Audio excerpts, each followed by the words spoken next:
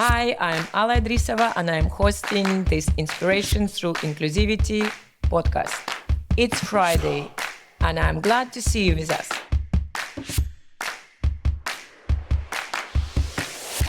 Welcome, and it's Friday today, but thank you for finding time, Anjulie, dropping by. Maybe should we start with introduction? Can you tell us a little bit about yourself? Yeah, definitely. So I'm Anjulie. I'm a senior program manager at Mollie. I've been working on strategy, program excellence for the last 10 years, but I'm here today to talk more about what I do on the side, still at work, which is my work with the Women at Mollie ERG, our employee resource group, where we're trying to build a women network within the company. Yeah, I think I remember when we spoke about that, you also mentioned that it's not your first experience. So you're bringing your experience from a different company. So maybe we can also just come back a little bit to your introduction part and what was happening in your life before Mollie. So there was a life before Mollie, so that's good to call it out. So I basically started working 10 years ago, and my first work experience was with Uber. That's where I discovered the world of ERGs. I think in my personal life, I've always been very passionate about gender equality, about diversity, inclusion, and making sure that all communities and all groups feel that they're treated fairly and equitably. And I discovered that there was a place basically at work where you could develop this passion. So when I worked at Uber was already a big American corporation. And I think in the American culture, the topics of DEI, these ERGs were already quite established. So I joined the women network there. And I started, meeting at work like-minded women who also really cared about making sure that there was a fair representation of women in the company at every level, because we also know how that goes, right? Making sure that there was room for leadership positions for women. We worked on mentorship programs. We worked on sponsorship programs. I've met really super inspiring, incredible women there. I was lucky enough to lead one of our ERG groups for a friend's office back then. And I really saw what impact these groups could have in a company. Yeah. And ERG, just for me, it's employee resource group, right? Because I think exactly. Yes. Sometimes we hear, but it's actually mean internal networks, and it could be any objective or focus. It's not necessarily only about women. So it's definitely not about women only. It's really about building communities within a workplace based on different interests that groups can have. So you usually in companies have them for women and gender equality. You have groups for pride. You have groups for different immigrants, ethnic backgrounds. So you have them for parents. So if you're a parent, you can have a very different experience than if you're just a young person without kid, or not so young person without kid, but you just have pets. I don't know. So they exist for all sorts of interests. And you can be in all of them if you want. You can also decide to focus almost a bit like your Fight Club. efforts. Yeah, exactly. But it's you can choose. You can do everything, do a bit of everything, or you can choose. Okay, I want to focus my efforts in one topic that I'm a bit closer to my heart, and that's how I ended up with this woman one. There's different lenses, obviously, in people. I'm also a woman of color. That's a battle that for now I'm just focusing on the women part of it, but it's something that I definitely think about as well. Yeah. No, it's good to learn about Uber, that they have so many support groups for various interests, as you mentioned, so you don't feel lonely, and actually you have a opportunity to share your experience and integrating more embody into the organizational structure, or get more familiar with the culture. But okay, now back to Mollie. Yeah. So that one we find out what was your life before Mollie, but now what is your life within the Mollie? So you brought this experience, as understood, from ERG in Uber. When you came to Mollie, you've decided to do the same thing, or did you do this thing differently? How it all started? So when I joined Mollie 3 years ago, it was really at a growing moment in its development. And together with a few other employees who had the experience of ERGs, we came together and thought, it would be nice to have this structure, because it's not like nothing was done, right? Of course, people are passionate about things, and there were already some initiatives to help women be more visible and to create a community. But it was so spread out. Yeah. It was very ad hoc, and there was not like a centralized approach to it. So we came together to kind of develop the framework for creating these ERGs, thinking, okay, how are they going to be run? What are the different type of ERGs that we want? How are we going to involve management and leadership? Because it's not, of course, it comes from the people, and it's built by the community for the community in that sense, but you do need to have some buy-in from the company. Otherwise, it's a bit efforts that are happening in vain. So involving the right people, creating the framework for it, we did this together. At the time, 6 ERGs were created. The Pride one was one of them. Giving Back was one of them. And of course, the Women at Mollie one was created. And because of my personal interest, I guess, I also started working on this one and now co-leading it with 2 of my fellow women, Mia Hunter and Denise Dole. So I also want to mention them, because it's really nice to not just have one lead, but really work together as co-leads on our different initiatives. Beautiful. And with 3 of you ladies, you, Mia, and Denise, like how you come together and how come first idea about this women network? It was a really interesting process, because you just have people who want to do something. You kind of need to put someone, at least 1 or 2 people, who are going to make the decisions. But how do you do this whole process? So we actually designed the process of how the leads were going to be selected. And we announced that the ERG was going to be created. We looked for everyone who wanted to be part of it, who wanted to help us build it. And then we opened almost like a position for leads, for women who wanted to do that extra step and, just help us really make the decision and lead this ERG. So we had a lot of women within the company who sent us their request. And then we thought that we should also work with our management team. So we created a panel of senior leaders in the company, and they reviewed the applications. And actually, we selected the leads like this. Wow. So we made it a little democratic election. Yeah.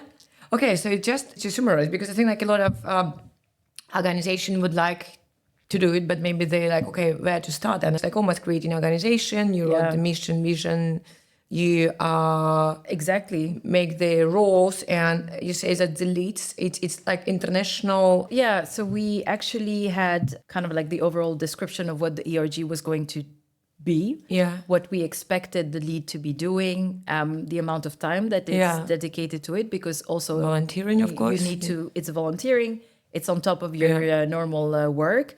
But it's also a real commitment, because we believe this is a serious thing. We don't want to just say, hey, we're doing it, and then not having the time to actually do anything there. So we did a bit of this overall, okay, this is the mission, this is what we want to do, these are the type of people that we're looking for.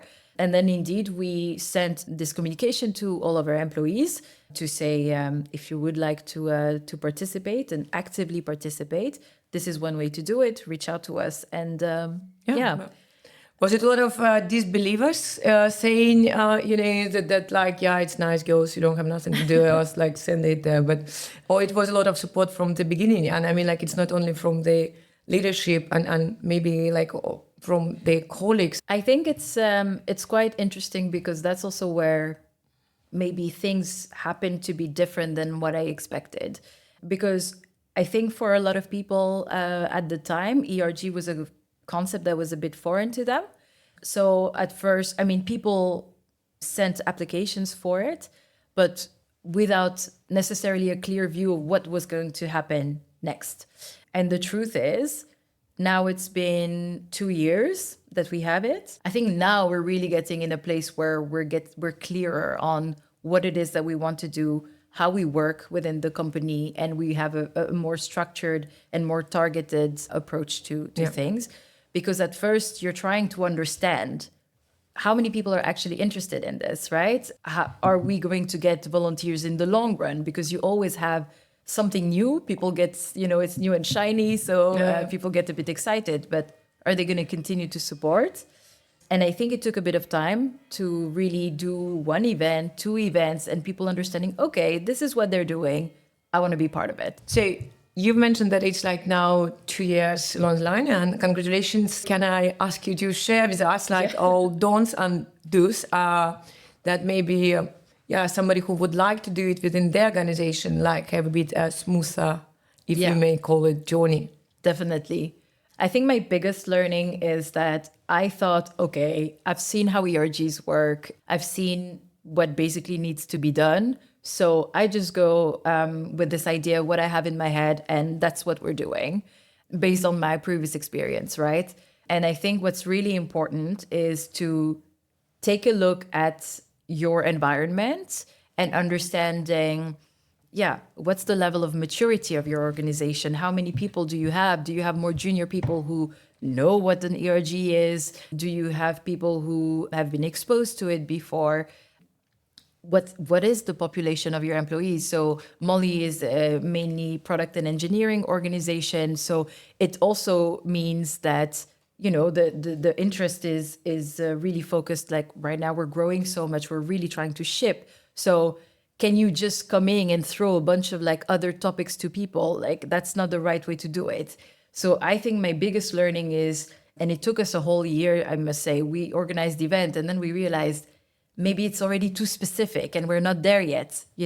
Maybe we need to get people first interested, spark something, and then slowly we get them in. But you know how it is with DEI, you can really go to let's start with what DEI is, right? Yeah. And then you can have conversations that are already talking about super advanced elements of DEI. And I think it was if I looked at my previous organization, we were further, because I also think that American companies is a bit more advanced in these topics. And when I looked at Mollie, I realized, okay, you know what? We're starting from scratch. We need to take everyone along. And I think that's the biggest learning, understanding your environment and adjusting it, because it's not plug and play. See what it is that people actually care about, and not coming in and say, we need to do this. Yes. Because, of course, I can do a list of 100 things that would help the advancement of women in the company. But is that relevant to my company? Yeah. Is it where people are actually, is that where they're at in their thinking? And I think that was the biggest learning. And I think now we're in a very, very good place, because one of the struggle that we had was when we got created, a lot of women in the company were coming to us as if we were part of the HR department, basically, coming to us to ask about, we need to change the maternity leave policy. We need to change this. And we're like, okay, we can help you, but we would not be the one driving this. And we have a very good collaboration with our people department, where now I think we've very clarified what is the scope of the ERG, what is the scope of the people domain. We influence, we raise, awareness on things that are brought to us. We are part of decision, so they involve us in a lot of decision that impacts employees. But we are not the ones who are going to be doing, executing, creating the policies. And that was also something that maybe we could have communicated better when we created the ERG, to say this is what we're doing. And for the rest, it's still the company's work to do it. So for me, thank you. Just to summarize, right? Say, let's try don'ts and do's. So do's, right? Don't assume and actually talk to humans. And as you mentioned, that there is a taking into consideration that women are joining your ERG group want, right? Second, as you say, being aligned with a HR department. Is it something from the beginning and communicating about that? That what your mandate, execution mandate, exactly, or not? And clarifying that, right? So that people understand when to come to you versus, when it's actually something that has to do with the organization and Yeah. and not the network or the community. Yeah. And it still was a good idea to have, like, as you say, to have three-minded, strong individuals with like come together, like a good startup, write your pitch deck and run it as organization and not just like a hobby, but literally Exactly. show everyone that it's serious, that it's professional. So Yeah. this is, I can summarize. Yeah. So did I miss anything like that? I what you think said? I Like, missed yeah. something, Yes. an Okay. important one, which is get yourself some sponsors, because you also, with these groups, they are made by the employees, but they are still part of the organization. Yeah. And for us, what also made a big difference was to have very clear sponsors. So actually, every ERG has sponsors that are part of the management team. And what I really love about us right now is that our sponsor is actually our CEO, Koen Koppen. And I also like that it's a man sponsoring Nice. us. Because it's also easy to just get like your 1 or 2 women in leadership to sponsor the women ERG. And I think it's a strong message because he's really been supportive of all our initiatives. And that also means that we have buy-in and we can push things more easily sometimes. Definitely, it's fantastic that CEO, like it's supporting you, and it's like men showing more allyship, like to the female group. It's definitely important and helping. Of course, it's been 2 years journey, but now you're iterating, changing. But how you know that you're successful? Do you have any milestones? We're really getting more organized. So we have a bit more of like a structured approach also of DEI within the company. So actually we have with all of the ERG leads, we have like recurring meetings. So we're also looking at overall what are we offering to our employees. And we're doing this very closely with our like employee experience teams. We are looking at, that's like full calendar. We are clarifying a little bit what is our mission and how do we get there. So we've been pushing really hard and people have been asking, for instance, for like the pay gap analysis in the company. And that was one of the things where we said, it's not for us to do that. But I know Mollie is really looking at it and committed to report on some numbers soon. So I'm very excited for this because it means that indeed we're able to influence, the transparency and kind of what the organization communicates about. So that's very exciting. One thing that we are thinking about now is that the 3 of us have been around for 2 years. So we are Re-election. looking at, exactly. So do we do a re-election? Can we get 2 mandates? That was not thought about. So we need to think of how do we involve now more people also to have like fresh perspective and also give this opportunity to other women to do this other role because it's a great way to grow and to develop yourself outside of your just day-to-day job. And of course, the one that probably a lot of people struggle with a bit is how do you get more allies? How do you get also men involved? They come to events, and we've been really working on making the events super inclusive, but it's not the easiest still.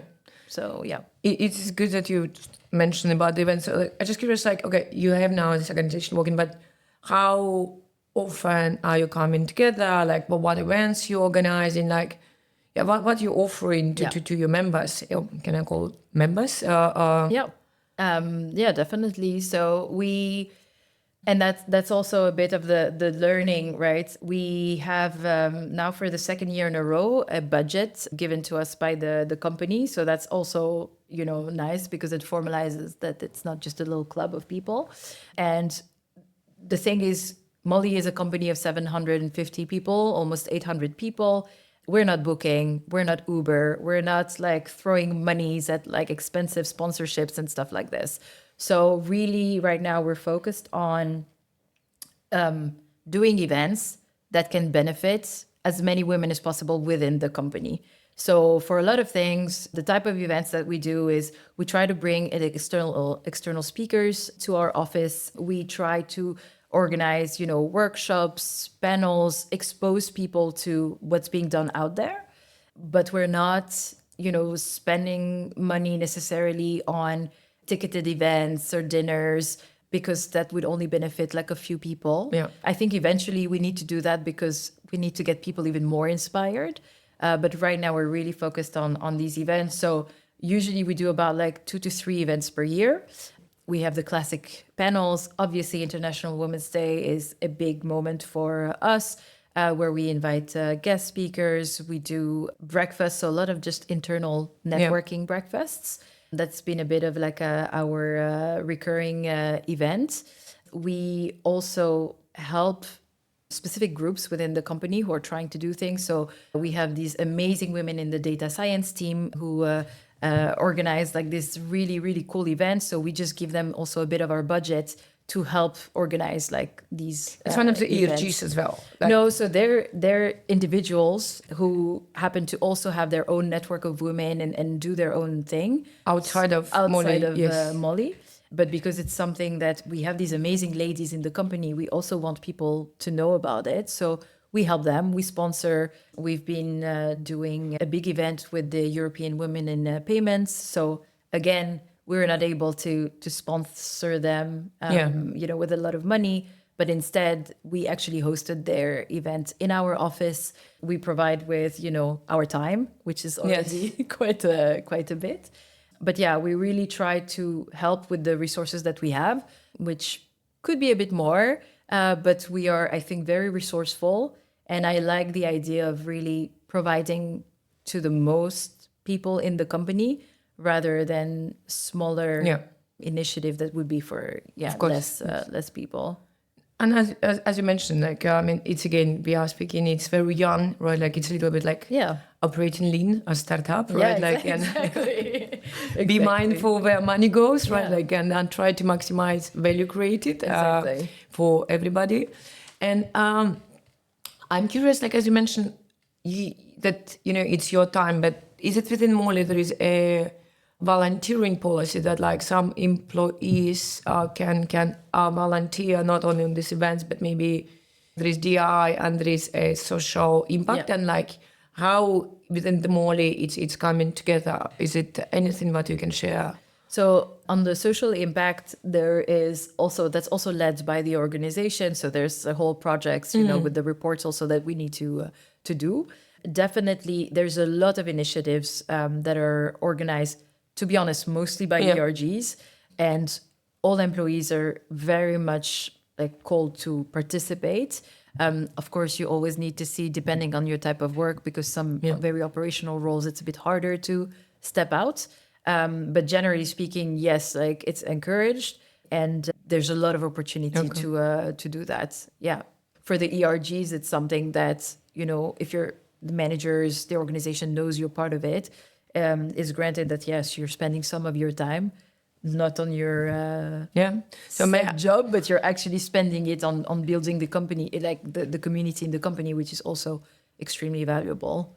So we may say that Mollie can invite some other external women networks to co-create, that you have a beautiful space and maybe sharing some experiences whenever you organize an event. It's not, again, we're not speaking about the financial contribution, but again, resource sharing and expertise sharing is something that your ERG will be open for. Absolutely. And that's why I'm also so happy to be able to contribute, at least in that way, and sharing my small, I think, but still a relevant experience. So what is next? Besides re-elections, well, let's not talk about elections though. But, what's going to be your ERG for women in Mollie plans? We're continuing what we've been doing, which is really understand what the experience of women at Mollie's, or women who work at Mollie's, is. You can have a lot of assumption based on like number of women in teams or whatever of what is a good or bad experience. But actually, what is that experience? What do they want us to focus on? So we're trying to do a bit next year more of like focus groups and get a bit more qualitative feedback on what they would like us to focus on. That's the first part. And then the second part will be about getting a bit of like fresh perspective, involving more people in the group. So we can also, to be honest, spread the workload, because it's a lot for the three of us right now. And then getting more allies, that's gonna be a big one, for sure. And see again how we can continue to have more external people come in and expose the women in Mollie's to what's going on out there. Yeah, for the EI. Great that you stay with us till the end. If you enjoyed our conversations, please subscribe. And I hope that you had enough inspirations and learnings to reflect over weekend.